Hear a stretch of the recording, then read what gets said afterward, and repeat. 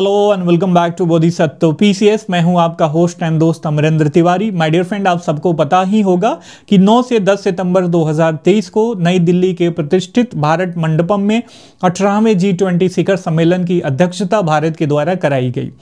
यह पहली बार ऐसी स्थिति बनी थी जो भारत G20 की अध्यक्षता कर रहा था। कई मामलों में यह भारत के लिए उपलब्धियों का क्षण रहा है, काल रहा है। तो इस पूरे वीडियो लेक्चर में, जो कि 69 बीपीएससी मेंस एग्जामिनेशन के लिए काफ़ी इंपॉर्टेंट है, साथ में इंटरव्यू के लिए काफ़ी इंपॉर्टेंट है, 70वीं बीपीएससी मेंस के लिए भी काफ़ी इंपॉर्टेंट है। तो शुरू से लेके लास्ट तक इस वीडियो लेक्चर को देखना। और हाँ, इसमें जो आप पढ़ते हो ना, जो रटने की कोशिश करते हो, मैं उसको ब्रेक करने की कोशिश करूंगा कि कैसे आपको वैश्विक पैनोरमा को समझना है, वैश्विक व्यवस्था को समझना है। तो इस पूरे थ्रू आउट वीडियो लेक्चर हम समझने की कोशिश करेंगे G20 है क्या, जिसके बारे में अमूमन आप सब लोग जानते होंगे, प्रीवियसली आपने पढ़ रखा होगा प्रीलिम्स के प्रिपरेशन के दौरान। साथ में G20 कैसे कार्य करता है, कैसे वैश्विक व्यवस्था में परिवर्तन लाने की कोशिश करता है, इसके सामने क्या चुनौतियां हैं, और साथ में देखेंगे दो इसमें एंगल काफी ज्यादा महत्वपूर्ण है। एक तो भारत के द्वारा पहली बार G20 की अध्यक्षता करी गई है और बहुत सारे विविधताओं के बावजूद, इतनी डाइवर्सिटी के बावजूद, इतने चैलेंजेस के बावजूद भारत के द्वारा जो प्रपोज्ड कुछ बातें थी वो सबके द्वारा बिना किसी लाग लपेट के स्वीकृत करी गई हैं। इसका भारत के लिए क्या मायने हैं, वैश्विक व्यवस्था के लिए क्या मायने हैं, और साथ में भारत के प्रयासों से ही अफ्रीकन यूनियन को अनौपचारिक रूप से G20 में शामिल किया गया, G20 की सदस्यता प्रदान करी गई। इसके लिए इसको लेके भारत के लिए क्या मायने हैं और वैश्विक व्यवस्था के लिए क्या मायने हैं। काफी इंपॉर्टेंट वीडियो लेक्चर होने वाला है, तो शुरू से लेके लास्ट तक जरूर देखना। और हाँ, यदि आप मेरे चैनल पे नए हैं तो चैनल को सब्सक्राइब करके बेल का आइकन जरूर दबा देना, ताकि कोई भी लेटेस्ट नोटिफिकेशन आप तक आसानी से पहुंच सके। और एक खुशखबरी है आपके लिए जो 70वीं बीपीएससी का प्रिपरेशन कर रहे हैं। देखो, करंट अफेयर्स काफ़ी डायनेमिक है, सेकंड पेपर सबको परेशान करता है, तो इसी को टारगेट करते हुए हम जल्द ही लॉन्च करने वाले हैं, शुरू करने वाले हैं हमारा एक वीकली एडिटोरियल एनालिसिस शो, जो एक सप्ताह के इंपॉर्टेंट एडिटोरियल होंगे द हिंदू के, इंडियन एक्सप्रेस के। उसका संडे को शो जारी करा जाएगा, जिसका नाम है किशनगंज की चाय। काफी इंपॉर्टेंट शो होने वाला है। किशनगंज की चाय के द्वारा हम वीकली एडिटोरियल एनालिसिस करेंगे, जो आपके बीपीएससी एग्जामिनेशन, मेंस एग्जामिनेशन के लिए काफी इंपॉर्टेंट रहेगा।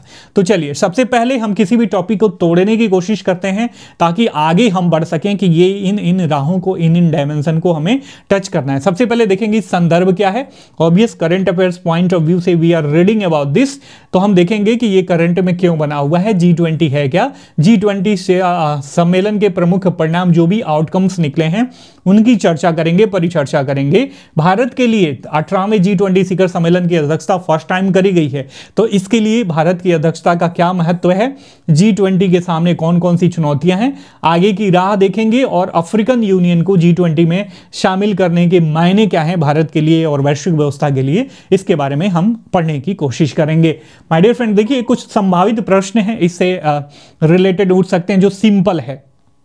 ठीक है, सिंपल प्रश्न है, और जल्दी ही हमारा जो टेस्ट सीरीज चल रहा है 69 बीपीएससी मेंस के लिए, उसका फुल लेंथ टेस्ट शुरू हो जाएगा। तो वो भी मैं पब्लिकली सब क्वेश्चन डाल दूंगा, आप खुद से लिखने की कोशिश करना। काफ़ी डायनेमिक अप्रोच के साथ एनालिटिकल और ऑपरेशनल थॉट प्रोसेस पे क्वेश्चन बेस्ड होते हैं, ताकि आपके दिमाग को मैं तोड़ सकूं और आप इतना मैच्योर हो सको कि बीपीएससी के द्वारा किसी भी एंगल को छूते हुए यदि कोई क्वेश्चन पूछता है किसी भी टॉपिक से रिलेटेड, तो आप इतने अभ्यस्त हो कि बीपीएससी के उस क्वेश्चन को हैंडल कर सको। जैसे पहला क्वेश्चन इस तरीके से पूछ सकता है, यदि आसान प्रश्न पूछे, G20 शिखर सम्मेलन के प्रमुख परिणामों की चर्चा करते हुए भारत के लिए G20 की अध्यक्षता के महत्व को समझाएं। काफी इंपॉर्टेंट है, प्रश्न ऐसे पूछा जाता है, इस एंगल से पूछा जा सकता है। साथ में भारत के लिए G20 की अध्यक्षता की महत्व को दर्शाते हुए AU को, अफ्रीकन यूनियन को G20 में शामिल करने के भारत के लिए क्या मायने हैं, बताएं। इसको प्रदर्शित करें, समझाएं। जो कुछ भी पूछा जा सकता है टेल के रूप में, क्वेश्चन के टेल के रूप में, आपको उसे एलोबरेट करना है। तो आपको खाका पता चल गया कि थ्रू आउट वीडियो लेक्चर हम क्या सीखने वाले हैं, और साथ में संभावित प्रश्न अभी आपको पता चल गए। बहुत सारे तरीकों से प्रश्न पूछा जा सकता है। It's just a quantum of my thought process, my mind. G20 की अध्यक्षता आप सबको पता है, पहली बार 18वें G20 की अध्यक्षता करी गई है भारत के द्वारा। 9 से 10 सितंबर 2023 को आयोजित करा गया भारत मंडपम में, जो नई दिल्ली में स्थित है। ठीक है, तो ये तो हो गया हमारा संदर्भ, करंट अफेयर्स के लिहाज से हम इसको देख रहे हैं। अब G20 थोड़ा सा अब स्टैटिक पोर्शन देख लेते हैं। G20 की स्थापना करी गई थी, इसका गठन करा गया था 1999 में एशियाई वित्तीय संकट के बाद। उद्देश्य क्या था? वैश्विक स्तर पर आर्थिक एवं वित्तीय मुद्दों पर चर्चा करने के लिए मंच प्रदान करना, और हर एक देश के इसमें जो भी शामिल सदस्य हैं उन देश के वित्त मंत्री और जो केंद्रीय बैंक है उनके गवर्नर जो है इसमें बैठते हैं, चर्चा परिचर्चा करते हैं और वैश्विक व्यवस्था में जो भी आर्थिक संकट है, गरीबी है, असमानता है, जलवायु परिवर्तन के मुद्दे हैं उस पर चर्चा करते हैं और उसके मतलब सॉल्यूशन पे जो है आम सहमति बनाने की कोशिश करते हैं। ठीक है, G20 अंतर्राष्ट्रीय आर्थिक सहयोग को बढ़ावा देने वाला एक प्रमुख मंच है। ये कार्य करता है, प्रतिवर्ष इसका शिखर सम्मेलन होता है। अध्यक्षता इसमें क्रमवार रूप से चेंज होती रहती है, आज हमारी बारी कल तुम्हारी बारी। ठीक है, कोई अस्थाई इसका सचिवालय नहीं है। इसमें 2 समानांतर ट्रैक हैं, फाइनेंस और शेरपा ट्रैक, जो कि आपने स्टैटिक रूप से पढ़ रखा होगा। अब आ जाते हैं हम मेन मुद्दे पे। G20 शिखर सम्मेलन की जो नई दिल्ली घोषणा पत्र है 18वें G20 शिखर सम्मेलन के, इसके क्या क्या प्रमुख परिणाम है, मतलब किन किन बातों पे इस पे परिचर्चा हुई और उस पे आम सहमति बनके सब लोगों ने उस मेमोरेंडम ऑफ अंडरस्टैंडिंग पे सब लोगों ने हस्ताक्षर किया। वो क्या थी? नई दिल्ली घोषणा पत्र को अपनाया गया। इसमें ग्लोबल बायोफ्यूल अलायंस शुरू करने की बात करी गई है, बायोफ्यूल के उपयोग को बढ़ावा देने के लिए। ठीक है, ये काफी इंपॉर्टेंट है, इसको ध्यान में रखना। और ये अलग से एक क्वेश्चन इस पे पूछा जा सकता है। और देखो, इस G20 से रिलेटेड, G20 समिट से रिलेटेड कई सारे वीडियो लेक्चर आने वाले हैं आजकल में। तो एक तो पहली बार हम G20 देख रहे हैं, कल EU और इसमें EU को G20 में शामिल करने के लिए भारत के क्या मायने हैं इसके बारे में भी चर्चा करेंगे। इसके साथ साथ भारत मध्य पूर्व यूरोप आर्थिक गलियारे के बारे में चर्चा करेंगे, वो भी पॉइंट जो है काफी ज्यादा इंपॉर्टेंट है। अफ्रीकन यूनियन को इस नई दिल्ली शिखर सम्मेलन के परिणाम के रूप में अफ्रीकन यूनियन को G20 के स्थायी सदस्य के रूप में अनौपचारिक रूप से G20 में शामिल करा गया। इसके साथ साथ भारत मध्य पूर्व यूरोप आर्थिक गलियारा पर सहमति बनी। बहुत सारे देशों के द्वारा, भारत हो गया, संयुक्त अरब अमीरात हो गया, अरब हो गया, इसके साथ साथ फ्रांस हो गया, जर्मनी हो गया, यूरोपियन यूनियन हो गया, USA के द्वारा, सबके द्वारा इस पे हस्ताक्षर करा गया है कि हम भारत मध्य पूर्व यूरोप आर्थिक गलियारा बनाएंगे। इससे होगा क्या? सामानों के आवाजाही में जो है कम खर्चा होगा और वैश्विक व्यापार बढ़ेगा। जो भी इससे संबंधित देश हैं उनके बीच जो है वैश्विक व्यापार में वृद्धि होगी। My dear friend, G20 satellite mission launch करने की बात करी गई है। ये मिशन करेगा क्या? पर्यावरण एवं जलवायु संबंधी पर्यवेक्षण करेगा। इसका उद्देश्य क्या है? फाइनल जो अल्टीमेट गोल है, जो इसका गोल है वह है ग्लोबल साउथ को मदद करना। ग्लोबल साउथ उन कंट्रीज को कहा जाता है जो प्रगति के पथ में काफी पीछे रह गए हैं। जो भी कंट्री, जो ऑब्वियस जो विषुवत रेखा है उसके दक्षिण वाले मैक्सिमम कंट्री जो है ग्लोबल साउथ में आते हैं माय डियर फ्रेंड। ठीक है, इसके साथ साथ आर्टिफिशियल इंटेलिजेंस का उपयोग का उत्तरदायित्वपूर्ण निर्धारण करा जाएगा। देखिए, आर्टिफिशियल इंटेलिजेंस आजकल बहुत ही ज्यादा मतलब इसका जब भी कोई साइंटिफिक खोज होता है, प्रगति करते हैं, तो उसके दोनों आउटकम्स होते हैं, एक पॉजिटिव और एक निगेटिव। तो जो डीप फेक आजकल बहुत ही ज़्यादा बना हुआ है, मुद्दा चर्चा का विषय बना हुआ है। स्मृति मंधाना उनका नाम है, साउथ की एक मशहूर एक्ट्रेस हैं, उनका डीप फेक वीडियो बनाया गया था। तो कोई भी बहनें, ऑब्वियस मैं आपको बताना चाहूँगा, या भाई जो हैं, अपना जो इंटीमेसी वाला या किसी भी तरीके की जो प्राइवेट पिक्चर हैं, किसी भी तरीके से, चाहे आप कम कपड़े पहने हों या किसी पोज में हो, कभी भी सर्वर पे, जो सार्वजनिक सर्वर होते हैं, नेट है, सोशल मीडिया है, उस पे न डालें। ठीक है, आपको एक मेरा ये सजेशन है, क्योंकि उसका मिसयूज हो सकता है। आपको जो है उससे जो है क्रिमिनल एक्टिविटी में शामिल करने की लोग कोशिश कर सकते हैं आपके उस फोटो का। ठीक है, तो कभी भी फोटो वगैरह नॉर्मल पोज में ही डालें, पूरा कपड़े में ही डालें, नहीं तो उसका मिसयूज हो सकता है माय डियर फ्रेंड। इस बात को आप ध्यान में रखना, बहनें और भाइयों दोनों से आपसे अनुरोध है, इस बात को ध्यान में रखना। क्योंकि देखो, साइंस जब प्रगति करता है ना, तो उसका मिसयूज भी बहुत ज्यादा होता है। तो ये बात आप ध्यान में रखना चाहिए। इसके साथ साथ global digital public infrastructure repository GDPIR पर G20 फ्रेमवर्क बनाने की सहमति बनी, जिसमें क्या होगा, जो भी G20 के सदस्य हैं उसमें इंफ्रास्ट्रक्चर वगैरह वृद्धि करने की बात करी जाएगी। तो ये था दिल्ली G20 शिखर सम्मेलन के प्रमुख परिणाम, आउटकम्स हो गए। ठीक है, तो ये हो गया आउटकम्स, और ये सारे आउटकम्स जो है ना, इसमें जो भी सजेशंस हैं वो भारत के द्वारा प्रपोज्ड करे गए थे। अब देखो सबसे बड़ी बात, भारत विविधता में एकता की बात करता है। भारत का जो कल्चरल इन्फ्लुएंस है ना, वो विविधता और धार्मिक इन्फ्लुएंस है, वो विविधता में एकता को प्रदर्शित, जो बाह्य प्रदर्शन होता है विविधता में एकता का, यूनिटी इन डाइवर्सिटी का प्रतिपादन करता है। और यही यूनिटी इन डाइवर्सिटी के प्रतिपादन का जो इसका फिलोसफिकल कंसेप्ट है, भारत ने इसी को अपनाते हुए G20 में जो भी देश शामिल हैं, ऑब्वियस सबके अपने अलग अलग मुद्दे हैं, सबकी राजनीतिक व्यवस्था अलग अलग है, चाइना भी शामिल है वहां पे, मान ली माओवाद है या साम्यवाद है, जो कुछ भी कहिए, रशिया भी शामिल है इसमें, इजराइल भी शामिल है, और कितना कन्फ्लिक्ट वगैरह चल रहा है। देखो रशिया में यूक्रेन में युद्ध हो रहा है, फिर इजराइल और हमास का युद्ध हो रहा है। बावजूद इसके, इन सारे दिक्कतों के बावजूद भारत ने सारे सदस्यों को एकमत कर दिया जो भी प्रपोज्ड आउटकम्स थे ना उस पर। इसीलिए चाइना चिढ़ गया भारत से, ठीक है। और ये भारत की बहुत बड़ी उपलब्धि है। तो भारत के अध्यक्षता के मायने का अध्ययन करना हमारे लिए काफी इंपॉर्टेंट हो जाता है for 69 mains examination point of view की बात करें तो, ठीक है। तो भारत के लिए G20 अध्यक्षता के क्या क्या मायने हैं, क्या क्या महत्व हैं, इस बात को समझते हैं। देखो हम कोई बात कहते हैं और 5 लोग हमारी बातों को मान लें तो ऑब्वियस हमारे नेतृत्व क्षमता का ये प्रदर्शन है कि नहीं है। यहां पे 5 लोगों की ही बात करी जा रही है, मैक्सिमम प्रोबेबिलिटी ये है कि 5 लोग लाइक माइंडेड हैं। लेकिन जब 50 लोग हों और लाइक माइंडेड, देखो एक बाप को, एक परिवार को चलाने में मतलब पसीना छूट जाता है। अगर उसके 3-4 बेटे हैं और सब अलग अलग पॉइंट ऑफ व्यू रखते हैं किसी एक पॉइंट पे, तो मतलब एक सहमति बनाना काफी कठिन कार्य होता है। और भारत की उपलब्धि इस मायने में है कि G20 में शामिल जो भी सदस्य देश है ना, सबका अलग अलग हर एक पॉइंट पे, चाहे आतंकवाद की बात करें या मतलब जलवायु परिवर्तन की बात करें, बहुत सारे ऐसे मुद्दे हैं जो अलग अलग पॉइंट ऑफ व्यू से देखते हैं, नजरिए से देखने की कोशिश करते हैं। भारत इतने दिनों से कहता आ रहा था आतंकवाद है, आतंकवाद है, आतंकवाद है, तो कोई स्वीकार नहीं कर रहा था। जब ISI का उदय हुआ, फिर अमेरिका या यूरोपियन कंटिनेंट के जो भी कंट्रीज हैं, ये लोग इसके भुक्तभोगी बने, तो खुद आतंकवाद की परिभाषा को एक्सेप्ट कर लिया इन्होंने, ठीक है। तो इतना ज्यादा डाइवर्सिटी था, इतना अलग अलग मतलब मानसिकता के साथ लोग इकट्ठे हुए हों, तो 5 लोगों को संभालना मुश्किल हो जाता है। और यहां पे G20 के कितने मेंबरान हैं उनको संभालना, भारत के द्वारा जो भी प्रपोज्ड मैटर थे सबकी आम सहमति बन जाती है, सब लोग हस्ताक्षर कर देते हैं। ये क्या दर्शाता है? भारत की नेतृत्व क्षमता का प्रदर्शन करता है, और यह दर्शाता है कि भारत की बातों को लोग अब गंभीरता से लेते हैं, ठीक है। इसके साथ साथ ग्लोबल साउथ को नेतृत्व प्रदान करना। अब ग्लोबल साउथ मैंने बता दिया कि जो भी पिछड़े हुए कंट्रीज हैं उनका समूह है, उनको ग्लोबल साउथ कहा जाता है। अब इस भारत भी कहीं ना कहीं उसमें शामिल है।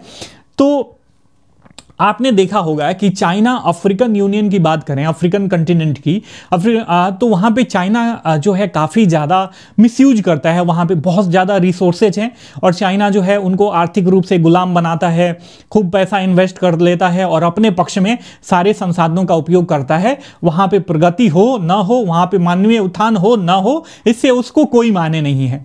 लेकिन जब ये और कभी भी अफ्रीकन यूनियन को G20 में शामिल करने की उसने कोशिश नहीं की, तो ये जो अभी जो माइंडसेट है ना वर्तमान गवर्नमेंट का, ये काफी बड़ा मतलब इसका अचीवमेंट माना जाएगा, अफ्रीकन यूनियन को इनके प्रयासों से, इनके प्रीचिंग से G20 में अनौपचारिक रूप से सदस्यता दिलाना।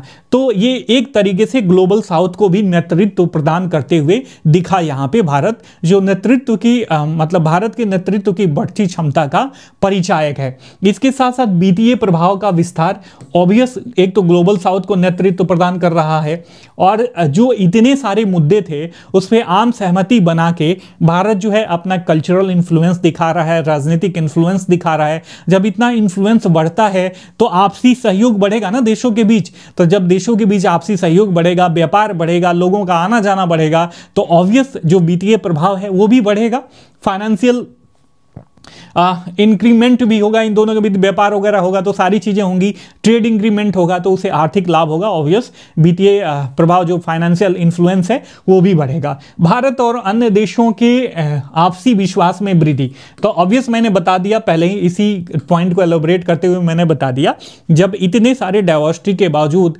इतने सारे मुद्दों पे जिसके बारे में हमने ये चर्चा करा, इस पे आम सहमति बना दिया, तो ऐसा लगता है लोगों के बीच कि हाँ भारत जो है सबकी बात करता है, वसुधैव कुटुंबकम की बात करता है। भैया तुम भी खाओ हम भी खाएं, मतलब मेरा भी पेट भरे, मेरा भी उत्थान हो, तुम्हारा भी पेट भरे और तुम्हारा भी उत्थान हो, भारत ऐसी बातें करता है।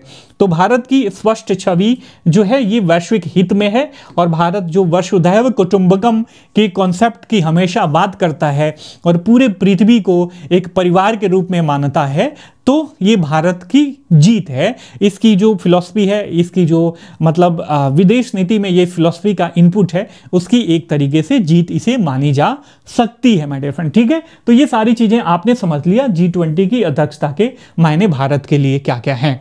ठीक है, G20 के अन्य आयाम भी देख लेते हैं। ऑब्वियस ये वैश्विक पैनोरमा में स्थिरता का समर्थन करता है, और वैश्विक चुनौतियां, जो भी चुनौतियां हों, चाहे गरीबी हो, चाहे असमानता व्याप्त हो, चाहे पर्यावरण से संबंधित कोई भी मुद्दा हो, डिजास्टर मैनेजमेंट का मुद्दा हो, किसी भी तरीके का मुद्दा हो, उसको क्या करता है, वैश्विक चुनौतियों को समाधान करने का प्रयास करता है और विश्व के देशों के आपसी संबंधों को बेहतर बनाने की कोशिश करता है। एक्चुअली छूट गया था, मैं पहले ही इसको G20 के उसमें डाल देता, बट अभी मैं लास्ट में डाल दिया। ठीक है, तो हमने ये देख लिया कि G20 के क्या क्या मतलब आउटकम्स रहे हैं 18वीं G20 शिखर सम्मेलन के, भारत के लिए इसकी अध्यक्षता के क्या क्या मायने हैं। अब देख लेते हैं G20 के समक्ष क्या क्या चुनौतियां हैं। ऑब्वियस देखो इतना बड़ा समूह है, तो इसके सामने चुनौतियां तो ऑब्वियस होंगी। एक आदमी है, एक आदमी के जीवन में आप इकलौते आदमी यदि इंडिविजुअल अपने आप को मानो, तो आपके सामने आपके जीवन में ही बहुत सारी चुनौतियां हैं। तो इतना बड़ा समूह है और इतनी बड़ी डाइवर्सिटी है इतनी ज़्यादा, तो ऑब्वियस इसके सामने चुनौतियां भी होंगी, चैलेंजेस भी होंगे। पहला चैलेंज है जो काफ़ी प्रमुख है, कोई प्रभावी शक्ति नहीं है। मतलब मान लीजिए समझौता वगैरह हो गया तो कोई मतलब विधिक रूप से इनके ऊपर थोपा नहीं जा सकता कि आपको करना ही करना है, अधिमान्यता नहीं प्रदान कर सकती। भैया वो लोग अपने ऐच्छिक रूप से करें तो सही है, नहीं करें तो भी सही है। ठीक है, तो प्रभावी शक्ति देना भी इंपॉर्टेंट है। फिर वैश्विक तनाव, आज के जमाने में आप देखो, पिछले साल अमेरिका और चाइना का ट्रेड वार रहा है, पिछले 2 सालों से लगभग 2 साल पूरा होने वाले हैं, फरवरी 2024 में हो जाएगा। रशिया यूक्रेन का युद्ध है, अभी हाल ही में इजराइल और हमास का युद्ध है। तो ये सारे जो वैश्विक तनाव हैं, इस स्थिति में किसी भी पॉइंट पे आम सहमति बनना ये हमेशा जो है G20 के सामने एक चुनौतीपूर्ण कार्य रहता है। तथा हर एक सदस्य देशों के, हमने शुरुआत में ही कहा ना कि इतनी ज्यादा विविधता है जहां पे हर एक सदस्य देशों के पृथक हित हैं और सब पहले अपनी हित की पूर्ति करने की कोशिश करते हैं। भैया देखो, सब पहले यही कहते हैं ना कि पहले हमारा पेट भरो, उसके बाद केहू के पेट भरो। ठीक है, पहले मेरा पेट भरे उसके बाद किसी और का पेट भरे। तो यही बात यहां भी मतलब लागू होती है कि सदस्य देशों के पृथक हित हैं। तो ये एक मतलब आम सहमति बनाना एक बहुत बड़ा चैलेंजिंग मुद्दा रहता है। उसके साथ साथ व्यापार संबंधी तनाव है। देखो अक्सर वैश्विक देशों में आप देखोगे, वैश्विक व्यवस्था में तो संरक्षणवाद काम करता है, संरक्षणवाद काम करता है व्यापार में। ठीक है, लोग अपने अपने प्रोडक्ट को संरक्षित करने की कोशिश करते हैं, तो ये भी एक बहुत बड़ा चैलेंज है इसके सामने। इसके साथ साथ आतंकवाद, जलवायु परिवर्तन, इन सब पे ये अलग अलग ये जो भी पॉइंट हैं, ये जो भी चुनौतियां हैं, इन सारे जो सदस्य देश हैं अलग अलग पॉइंट मतलब अपना व्यू रखते हैं, अपना विचार रखते हैं। तो इसको मतलब स्वीकृति प्रदान करना और आम सहमति बनाना हमेशा G20 के समक्ष चुनौती भरा कार्य रहता है। तो ये चुनौतियां हैं, चैलेंजेस है। अब आगे की राह क्या देखेंगे, इन चुनौतियों को ही मिटिगेट करने का सजेशन हम देंगे।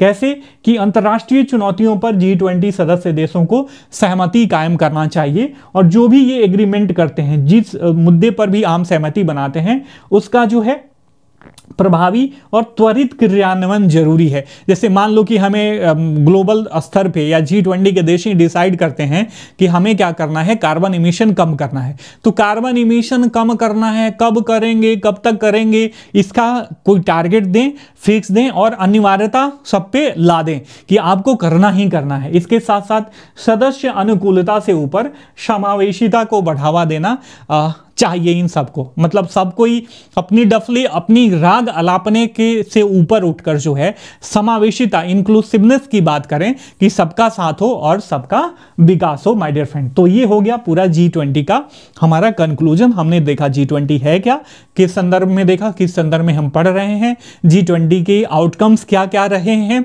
G20 जो दिल्ली घोषणा पत्र था उसमें क्या क्या आउटकम्स रहे हैं और जो अध्यक्षता भारत के द्वारा करी गई थी उसके क्या मायने हैं, G20 के सामने सामने चुनौतियां और आगे की राहों के बारे में हमने डिस्कशन करा।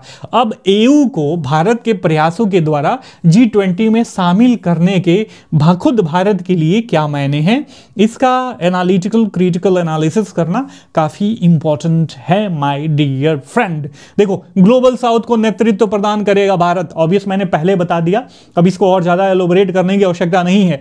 यह भारत के बहुत ध्रुवीय विश्व वाली अंतरराष्ट्रीय व्यवस्था के अनुरूप है। ठीक है, भारत हमेशा से ही जब से आजाद हुआ तब से ये मल्टीपोलर वैश्विक ऑर्डर की बात करता है। ये नहीं कि बस एक ही पुल हो, सब लोग मतलब वहीं पे सेंट्रलाइज हो और सब एक ही व्यक्ति का मुंह देखें। ठीक है, सबके पास इतनी कैपेबिलिटी हो तो कि सबकी बात सबके द्वारा माना जाए। वैश्विक व्यवस्था की बात करें, वैश्विक शांति की बात करें और मल्टीपोलर ऑर्डर हो, तो ये भारत के इस नीति का ये कहीं ना कहीं अनुकरण हुआ, उसको स्वीकृति मिली। इसके साथ साथ अफ्रीका के संसाधनों का विविधीकरण होता है इसके द्वारा। देखो, अफ्रीका जो है संसाधन रिच कॉन्टिनेंट है और ऑब्वियस चाइना जैसे लोग, अभी चाइना आप देखोगे कि वैश्विक विश्वास जो है चाइना के ऊपर बीते कई सालों में लगभग एक दशकों में कम हुआ है, काफ़ी कम हुआ है। जो लोग पहले ज़्यादा चाइना पे आंख मूंद के विश्वास करती थी, जो भी लोग और जो भी कंपनियां, अब उसके ऊपर चाइना की जो संरक्षणवादी नीति है और चाइना एक क्या करता है, तानाशाह की भूमिका निभा रहा है आज वैश्विक व्यवस्था में और विश्व शांति व्यवस्था के लिए एक बहुत बड़ा संकट बना हुआ है। तो ऑब्वियस सारे देशों का विश्वास उसके ऊपर कम हुआ है। तो इस स्थिति में भारत का प्रभुत्व अफ्रीकन कंटिनेंट में, अफ्रीका में शांति बहाली का संकेतक है और अफ्रीका के जो संसाधनों का दोहीकरण हो रहा था ना, वो कहीं ना कहीं रुकेगा और इसका विविधीकरण होगा। सब लोग, जो लोग भी वहाँ पे इन्वेस्टमेंट करने की कोशिश करेंगे, मानव उत्थान की बात करेंगे, अफ्रीकन कंटिनेंट के डेवलपमेंट की बात करेंगे, वो सब लोग जाएंगे। तो इससे क्या होगा, हम चीन को काउंटर कर सकते हैं, चाइना को संतुलित किया जा सकता है भारत के द्वारा।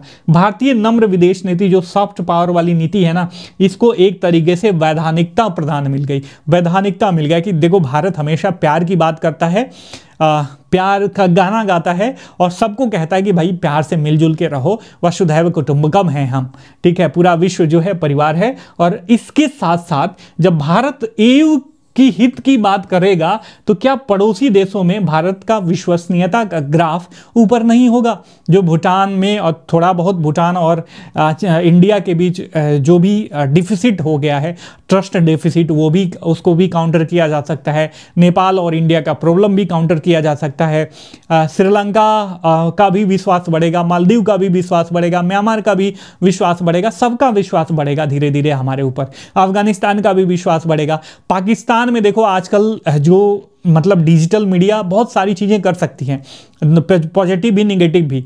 तो जो डिजिटल मीडिया के द्वारा या यूं कहे सोशल मीडिया के द्वारा पाकिस्तान के लोगों के बीच भारत का प्रभुत्व किस तरीके से फैल रहा है, ये सब भी क्या है, ये सब प्रदर्शित करता है कि कैसे भारत के प्रयासों से एयू को जब सदस्यता मिल सकती है G20 की, तो अन्य देशों के लिए भारत कोई अहित, भारत जो है उनकी अहित की बात क्यों करेगा।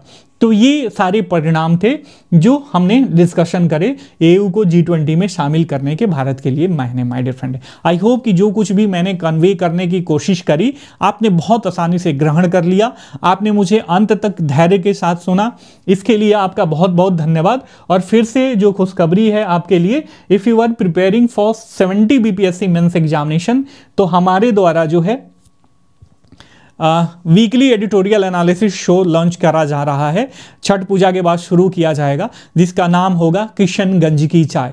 अर्ली इन द मॉर्निंग हर एक संडे को 7 से 8 बजे के बीच इसे अपलोड कर दिया जाएगा।